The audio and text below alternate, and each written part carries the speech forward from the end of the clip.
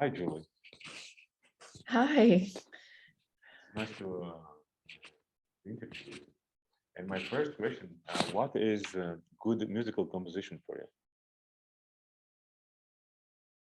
I think a good music composition for me is one that is both, I think, thoughtful, is just nice for my brain, nice for my mind to think about, and also nice for me to experience.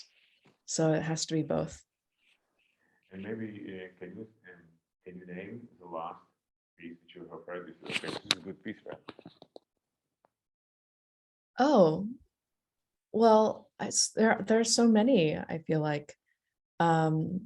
Last piece that I listened to, or last piece that I sort watch or experience, let's say. It could be listen, or it could be watch, or it could be both. I don't know, maybe there is piece when you can stand something as well. Okay.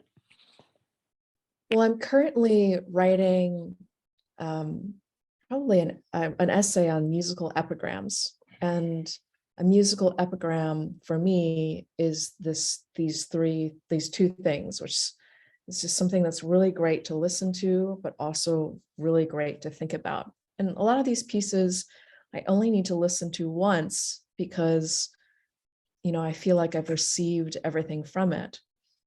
And this piece, I think everyone knows already, but in relation to, there are two pieces. Okay. First is Felix Gonzalez Torres's Perfect Lovers, and then also Ligeti's Poème Symphonique. And I think the two of them together work for me as just a beautifully constructed sculpture and performance and installation, both of them. I think the ticking of the clocks for Felix Gonzalez Torres's piece, for me, mirrors the metronomes in Ligeti's Poème Symphonique. And there's just such a feeling that you have in your heart, because I'm not sure what Ligeti's was about, but certainly Gonzalez Torres's piece was about love and about how lovers eventually drift apart, and amongst other things. And Ligeti's, that last moment where you just have two metronomes going and finally just one, I think there's a poignancy there that really hits me. So yeah, those two I've been thinking about recently. And if you will look on yourself from outside, and you would need to say, okay, what is your style, musical style? What would be your answer? My musical style, I guess, I would describe as intermedia. And this is the term I learned from my advisor, Jarek Kapczynski. And it just means that for me, maybe context is most important, but I also care a lot about every element of the work coming together, which includes the visual, how the sculptural aspects, the three-dimensional aspects, everything that someone might understand before they arrive, after they arrive,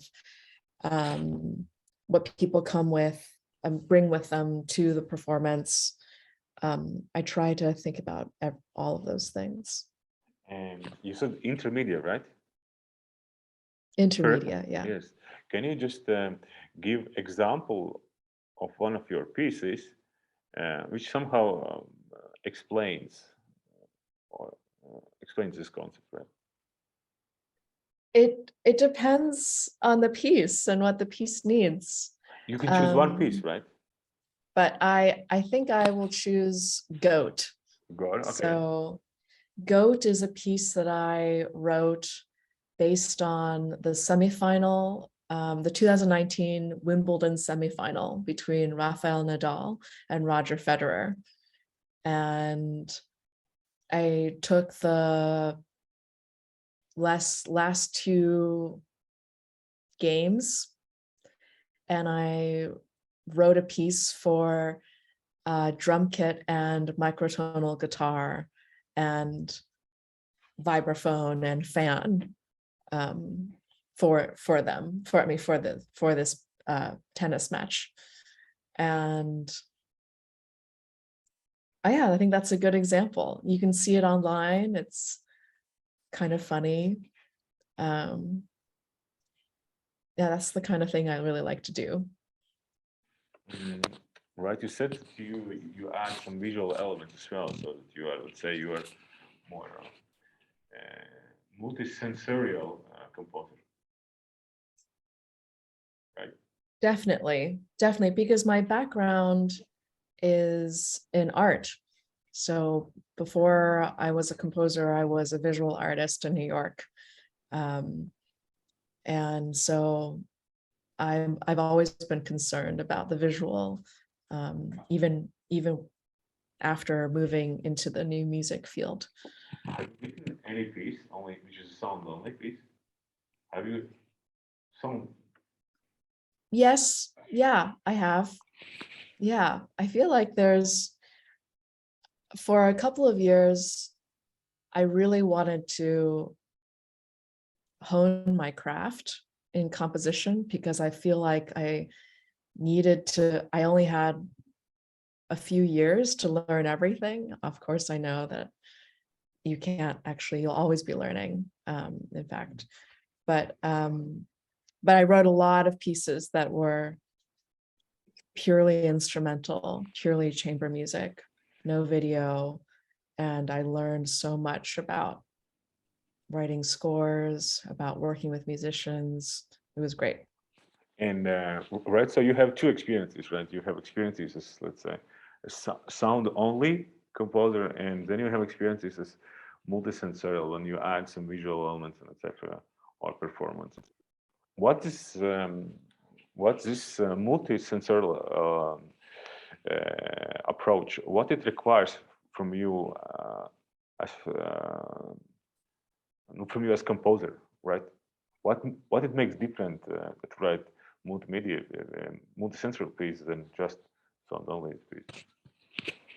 Well, for me, I would always write intermediate pieces, except I think the reason I wrote these purely instrumental ones was also because I needed the practice. And if I think about even just pieces without video, even if I wrote a piece for Marco Fusi called Forest, and it was for viola d'amore. And even though it was just viola d'amore, one of the requirements is that he had to have the score all around him, and he had to turn essentially twice reading the score. And that was important for me because I wanted the piece, the composition itself was composed with this idea in mind of turning through the music material, going through these different landscapes.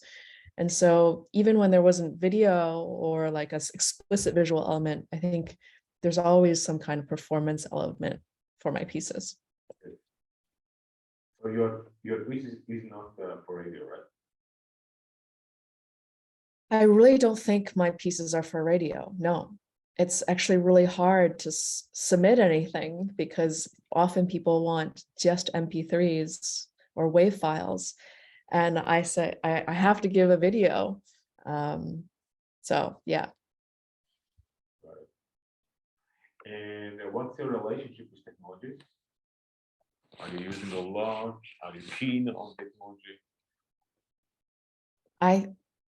I mean, I think technology is really useful, and I think I have so many years ahead of me where I will just learn everything that I need to learn. But I think so. That's a good point about it, is that I think when you need it, you learn it and Okay. you And use it. what is the most frequently used by you technical architect? It could be hardware or software in your just in your Software. what? But are you counting microphones and speakers? No, okay, microphone speakers are not counting. Yeah, definitely software. What kind of software you use? Ableton, Max, or I some other? use Live, I use Max, I use Reaper, I use other things as well, like TS, and I really would love to learn Super Collider, actually. Why I Super really want Collider? to learn live coding. Oh, I just think it's maybe closer to the way that I think. Sort of this like line programming. I have a little bit of background in that. So yeah, I would love to learn that. Are you coding on your own? I guess a little bit. I can't say I'm an expert, but I feel comfortable doing it. And if you would be a male, would your music would be different?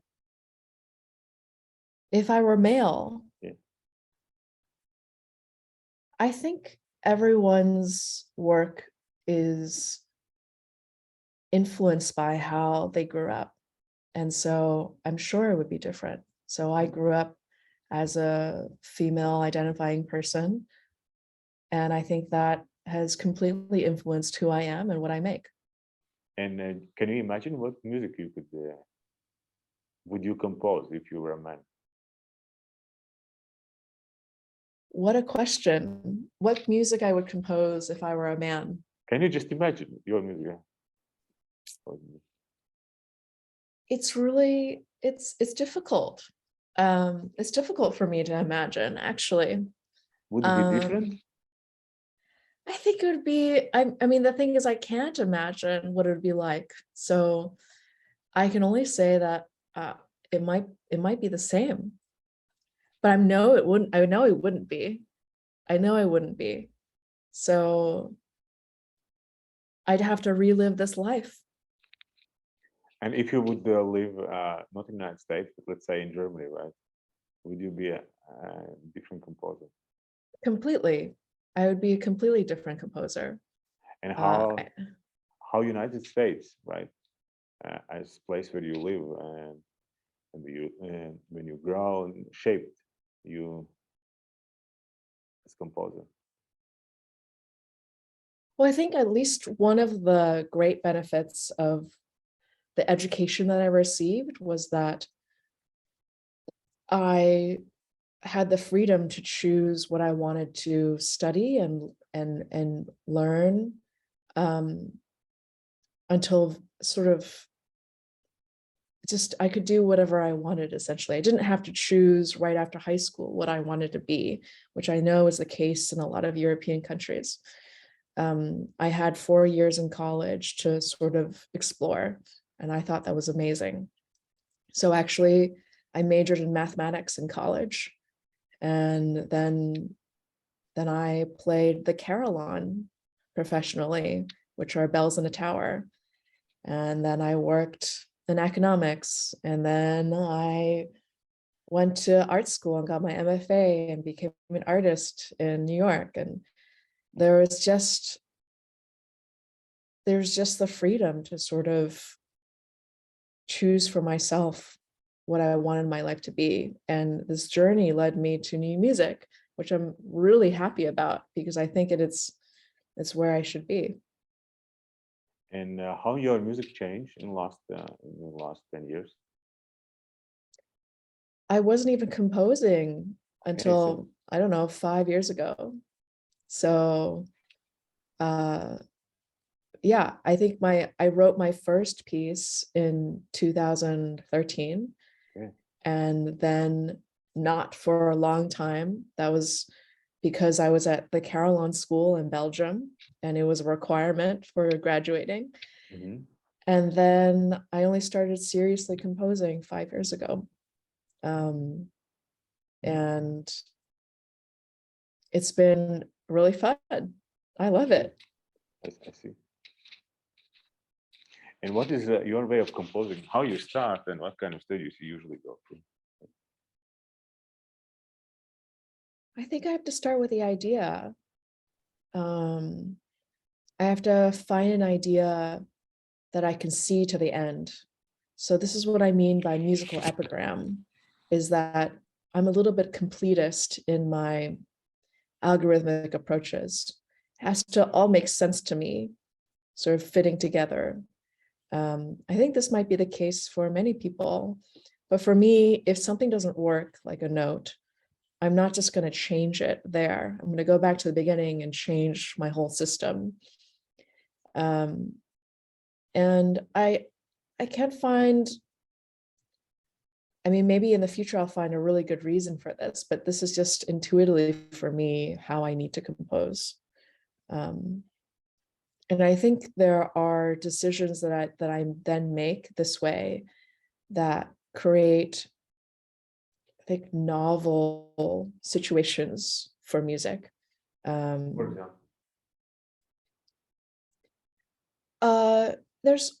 There's not a really specific example, but for sure an example. So in the Answers, which is a string quartet I wrote for Jack, it's based on the rotation orbit of the first 4 planets of our solar system. And I'm not sure if I didn't devise this whole system from the very beginning with sort of just intonated harmonies, sort of, and sort of imagining this like turning of all these points and ratios in space, that I would be able to write a piece like that. Mm-hmm. I think I would have maybe written a little bit like that and then done something else. But I think this piece is more like a sound object. It's sculptural. And it has to be that kind of static yet constantly moving sound world. And I think that was only possible because there was that system in the very beginning.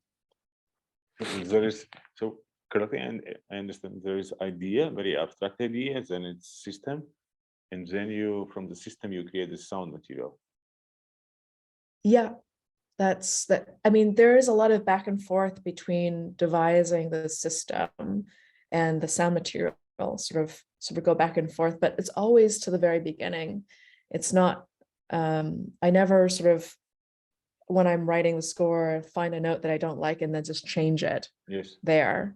But I have to go back to the beginning and say, well, if I don't like that note, then what can I change from the system so that it won't produce this note that I don't like? Yes. And when you add visuals? That's usually from the idea in the beginning.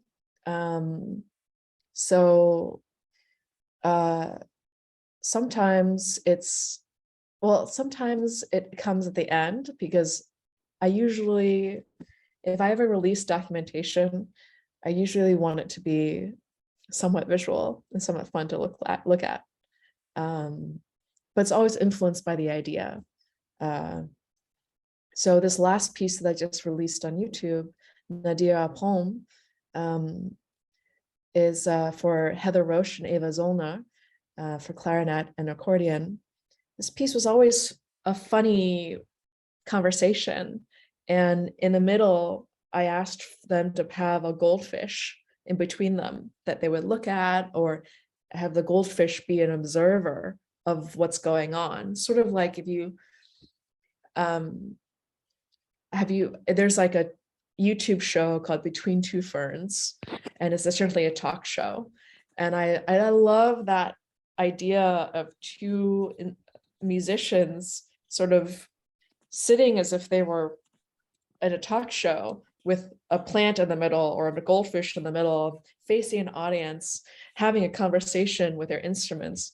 I thought that was such a great situation.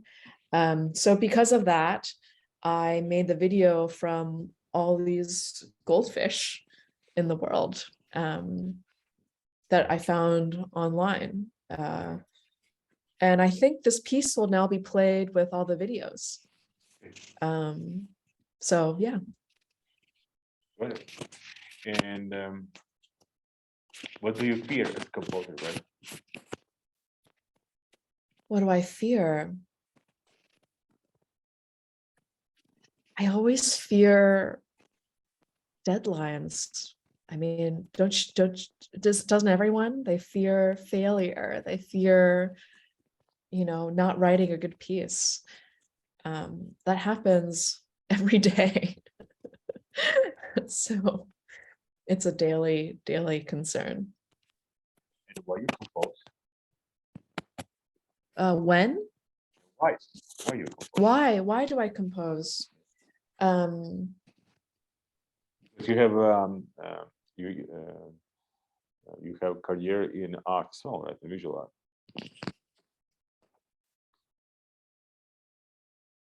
Well, the reason that I wanted to go into composition is because of time.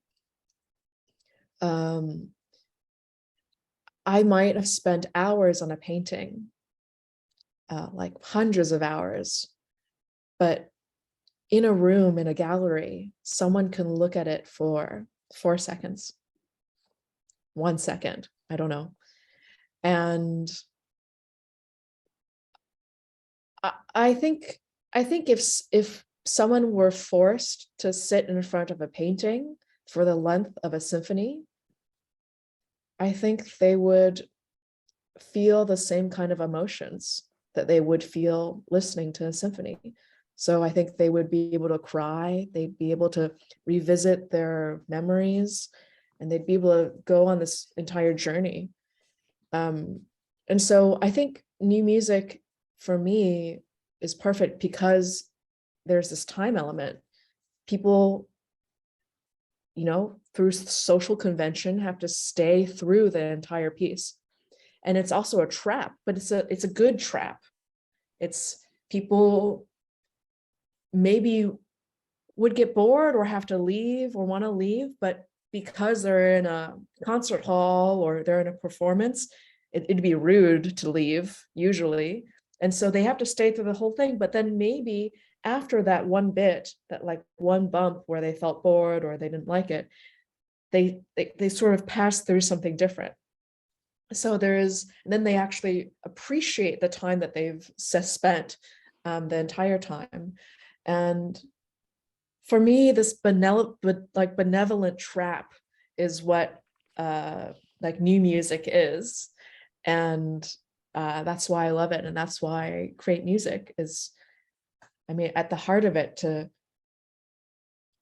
to make people feel something. And also because I love creating, but also because it's a time that we're all together. And I don't think there are many moments like that anymore. Yeah. And to your mind, how US new music scene changed during this century? I think, of course, this changed. I think people are realizing that, sound is not a universal thing. It's not completely objective. It's not just like waves traveling in the air. I think people are realizing that there's the social context in which it's produced, and that matters for how it's perceived. And so I think our people are considering, you know, everything around music, and what this music might mean. Yes. I think, I mean, I think some people still say like, my music speaks for itself, but I think you could let it speak it for itself, but then there are so many interpretations that someone could have. And I think that's just lazy. Mhm. So I Yes. think more people are sort of more believe this now. Yes. And how new music audience change? I really don't know because I've only been in this world for a few years, but yeah, I mean, I know that it's a little bit different from America to Europe. I feel like in Europe, there are more people who come to new music events that aren't composers or musicians. So I think that's really good. I think we should fight for greater inclusivity in our audiences and Mm. make these spaces more welcoming to people outside of music. And to your mind, where is this a new music, right? Where it heads, where it trends in United States? What are the main trends? Where it goes? It become more multi-sensorial, more individualistic, or back to the communities, or back to academia, or what's? I think more things will be community based, and there will be more, I think, intermedia works. I think the internet connects us all. So I think intermedia works very well. I'm not sure, I don't know how TikTok will affect new music, but I'm sure it has already, sort of Yes, this like little tiny moments of music. yes, like And short, super short compositions, right? Like TikTok yeah, composers. I think some TikTok creators are just brilliant. I think the way they pace things, just the music they put, the sounds, the like, I think it's amazing. I think maybe shorter pieces, but I think there's always a reaction, right? So if you write shorter pieces, then there'll also be very long pieces. Super long. And so I think that I'm excited for that, having very short pieces or very long pieces. I think this normal length of 10 minutes, 15 minutes that everyone writes, including me, maybe it'll be more of the extremes. And what is the role of new music in United States society? I really don't know what the sort of global role of new music will be, because I think time will just tell. But I do think at least people who compose new music mainly also teach music. So I think there's a way to sort of open the minds of the next generation, to what music can be, Yes, next to generation of composers, you mean, right? no, next generation of anyone who is interested in music. So even if someone takes like a music history course or a music appreciation course in college, you know, I think just opening their minds to something more than, I don't know, Bach or Beethoven, I think is happening already. And I think that'd be great for them to sort of examine in their own lives, I think, what music or sound is, and what it means to them. And the last question, what would be your pre-suggestions to other young There was some microphone noise, so can you repeat that? Yes. What could be like three suggestions to other young composers? 3 suggestions. Well, I would say first is find your community and invest in it. I think that is sort of, I mean, that's probably very intuitive. You just be with your friends and you make music together. And 2 is make your deadlines. Yeah, good luck. Okay. Yeah, make your deadlines. And really be disciplined about it. I have to also take my own advice. And 3, I would say, imagine a world, like write music for the world that you would like this world to be. And yeah, I think whenever we write music, it's hopeful, because it's always writing something for the future, right? It's not like when you write the music, it'll be played right then and there. It's for the future. And there's always hope involved in writing music. Mhm.